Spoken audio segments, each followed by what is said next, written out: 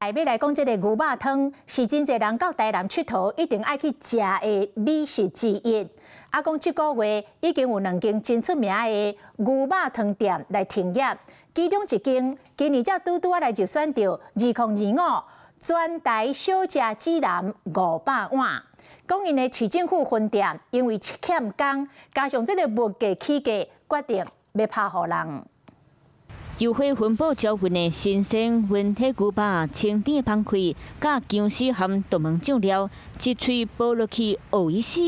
这间伫咧台南中西区有名的牛肉汤店有真侪老顾客，不过昨日开始门口煞打要甲店面拍互人的故事，互民众真意外。我觉得好可惜啊！其实牛肉汤真的是台南的美食，我超爱牛肉汤的。我觉得其他的县市真的无法跟台南牛肉汤比较。这间牛肉汤业者则打入选2025年全台湾点心指南500碗，总店伫咧台南永康做28档，分店市政府店占地150平，已经做6档，不过即马分店煞要拍互人做。的确是有点可惜啊，只是希望说它能够转型，能够把那么大的一个店面换成比较中小型的，让消费者可以持续的前往去消费。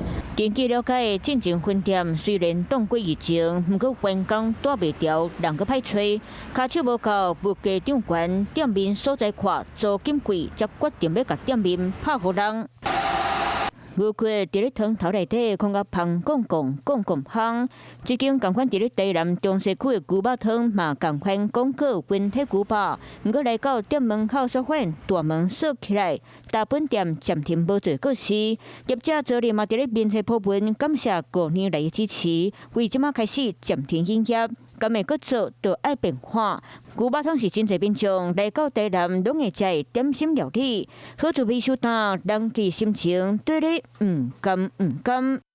Hello， 我是蒋欣梅，想要抢先掌握最及时的新闻资讯吗？赶快订阅、按赞、开启小铃铛，锁定华视新闻 YouTube 频道。